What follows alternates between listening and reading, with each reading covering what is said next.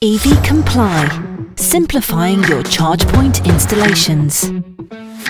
Hey you, it's Friday the 27th of January. Another week, another podcast from EV Comply. Let's see what's been happening in the industry this week. Biggest news this week by far was the Faraday challenge, as the UK's EV battery sector has received a £27 million jumpstart. The Faraday Battery Challenge has awarded the latest wave of funding to 17 UK-based firms working on cutting-edge battery innovations. It's great news for the UK and even better news for the EV sector.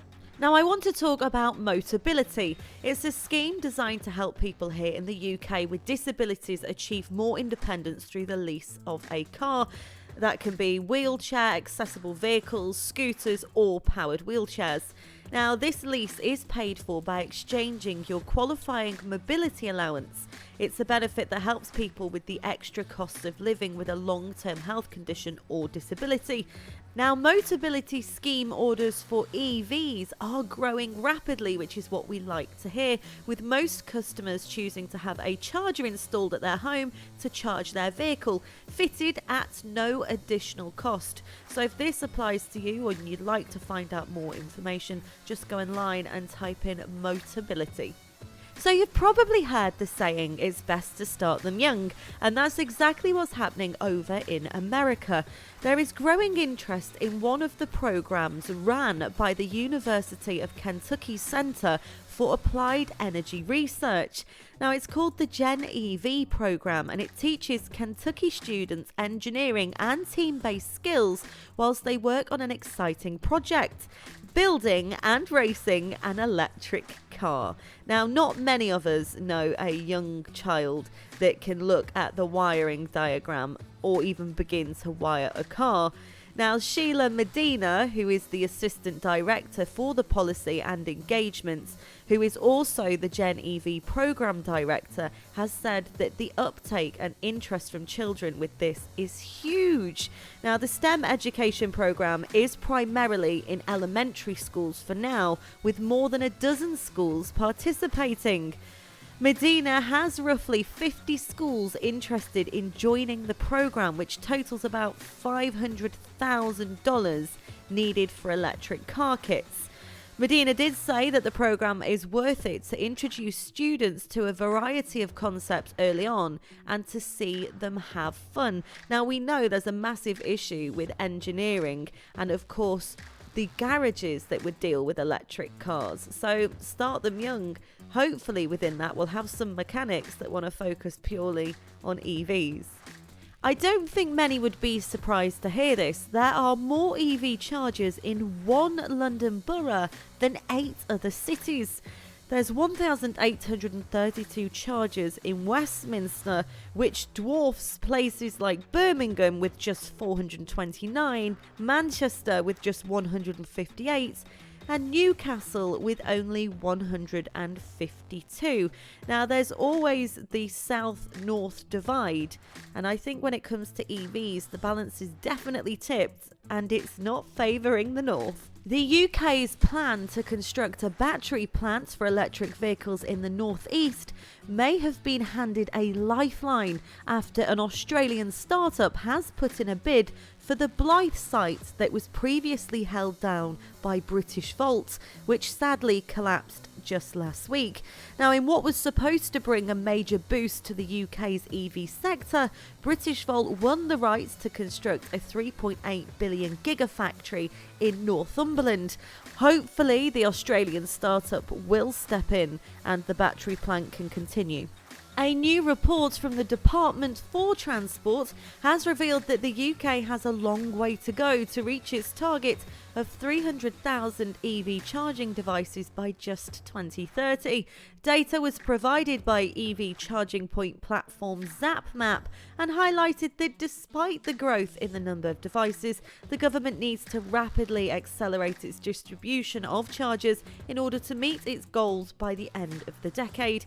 The 2030 data was announced by the government to tie in with the ban for the sale of new petrol and diesel vehicles.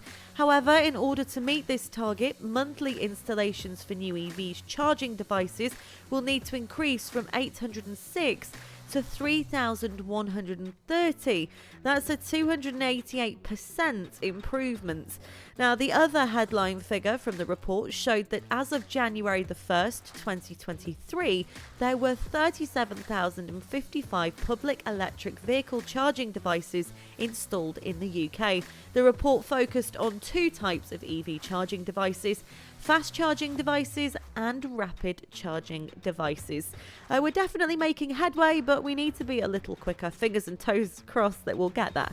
Now, what I love most about this industry personally is the fact that it's a level playing field now for electric cars, isn't it? You know, it's great for the manufacturers, it's great for the car distributors, it's brilliant for the car groups. I mean, everyone's kind of been set back to zero and told to go, so who's going to win the race?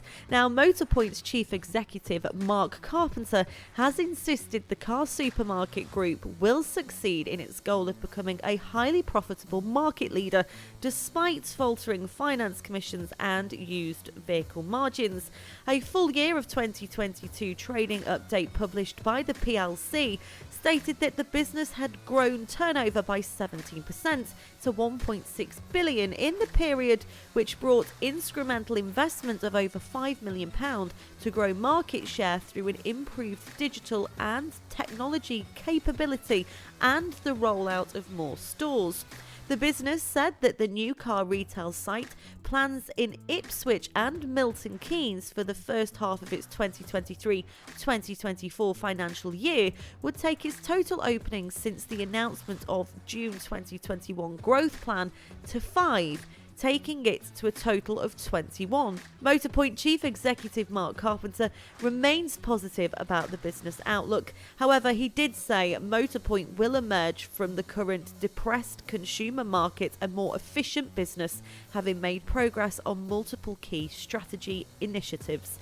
And I think everyone's looking to do the same. Like I say, it's an open playing field. Who will win this race? Speaking of winning races, Audi's new concept vehicle is an all-electric luxury SUV that uses augmented reality glasses, yeah, true story, and can double as a small pickup truck, signalling potential future technologies for the Volkswagen. Now, the rear glass of the Actisphere, which is what they've called it, vehicle can slide forward, opening the flatbed truck of the SUV and creating an open air space for hauling objects. Now, Audi's calling the modular open cargo bed an active back. I'm loving all these new words. But consumers shouldn't necessarily expect to see a product vehicle with the unique feature anytime soon. Like most companies, they're just running through ideas. Sounds like a cool one though, very Back to the Future-esque. Huge industry news this week. Akio Toyoda is stepping down as president of Toyota. As the world's largest car maker battles to maintain its lead in a world shifting to electric vehicles, autonomous driving and other disruptive technologies. Toyoda, who's 66, who is actually the grandson of the company's founder and has led the company since 2009, will become chair. He will be replaced by Koji Sato, the company's chief branding officer and simultaneously head of the high-end Lexus unit.